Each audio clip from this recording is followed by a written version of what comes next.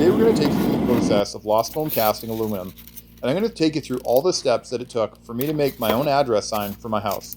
I previously already cut things out on the CNC router, but I've done this in the past by cutting it out by hand, and it's worked just as good. Today I'm going to use my new filter that I've got, which is the screen fan from one of those oscillating fans, and it turns out it's actually filtering out quite a bit of the chunkies that are going to probably trip me up a little bit later.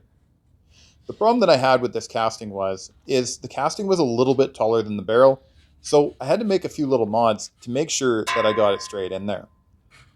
Then I'm going to put the backing bars on here, and we're going to get back to how this was a problem a little bit later, but I had some suggestions from Kelly Caulfield. If you haven't heard of this guy, you have to check out his videos.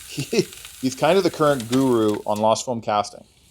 Kelly had suggested actually vibrating the sand as I go and hooking the vibrator on the outside. However, at the time when I made these videos, I hadn't had that information yet, but I'm definitely going to try that on the next time. Here what we're doing is we're slowly filtering the sand and trying to push it back onto those bars that are going to hold it straight. However, one of the problems that I had was the sand was slowly getting in behind there, and it was causing a bit of a jam up. As you can kind of see here, there's a little bit of a wedge where the sand had got in behind, but we'll get back to that in a minute.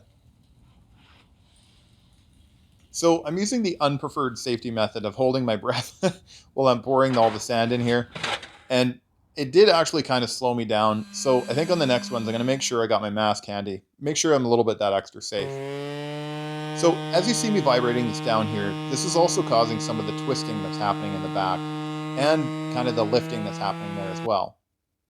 In one of the upcoming videos, you're going to see me do a KBC Tools one where I'm actually going to strap it to the outside of the barrel and do it in the method that Kelly had suggested. I think this is going to give me way better results, and I'm going to be much more happy with it.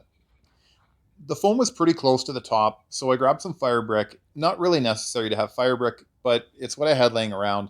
And I'm going to make sure that I don't have another blowout like you saw on that John Deere one. And I'm going to put a bit of weight on there just to be extra sure. One of the concerns that I had is this can was kind of tipped off to the side. So I also decided I was going to grab some rods, and this actually worked out quite well. As I'm going to slide some rods down in behind there. They're probably just under 1/4 inch in diameter, but they're super hard steel, and they're not really going to bend. This is going to hold that can on there just in case I bump it, and I don't have aluminum go pouring all over the ground.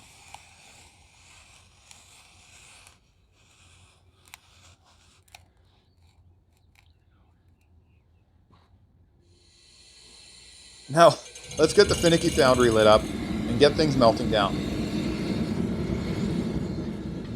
Now, we're going to take all of our learning errors of the past and we're going to melt them down again and make this really cool sign. And that's what I absolutely love about using the foundry is you can make safe mistakes and have a blowout, or you can have a little bit of a problem with your casting, and all you have to do is just start all over again and melt it all down. The key is safety. Now, for some of my safety gear that I personally choose, I've got an apron, which was suggested by one of my viewers to throw an apron on. And I've also got homemade gaiters that are going to go across the toes of my feet. All of this stuff I can take off in a hurry, excluding the jacket, in case something pours on me or it catches fire.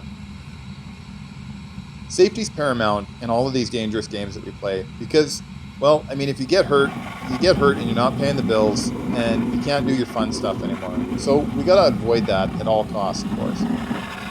Now, because we're remelting all of our old projects, there's probably a lot of oxidization and probably a bit of sand mixed in there. So we're going to have a bunch of slag that we're going to have to take off the top. Unfortunately, this slag isn't going to be able to be recycled or reused, and it's going to be just discarded in the garbage. I'm pretty sure you can't remelt the stuff or recycle it in any way, although it is a bit heartbreaking because there is quite a bit of it coming off.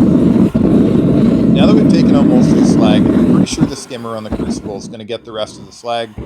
Let's take this out of here and get it put off to the side and get it set up for the pour. I think one of the things I'm going to have to do in the future as well this summer is create an area just for sand casting. And I'm going to make an area that's kind of a step down for this barrel and something to lift it as well because it's quite heavy.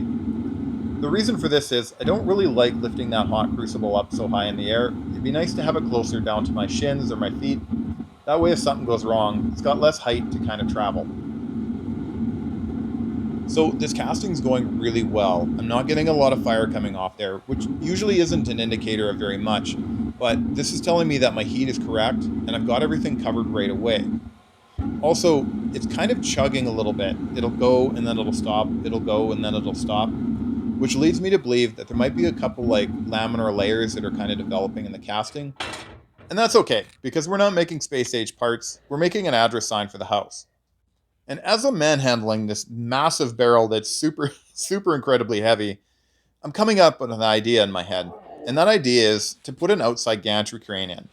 That might be a project for later this summer once I'm done my retaining wall, and I'm sure you guys are going to enjoy that.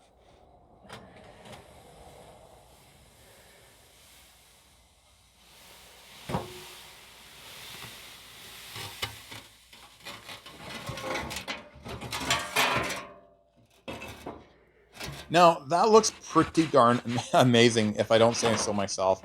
It's got quite a bit of a bow in it, but honestly, that's not a big deal. I'm going to show you how we're going to fix that.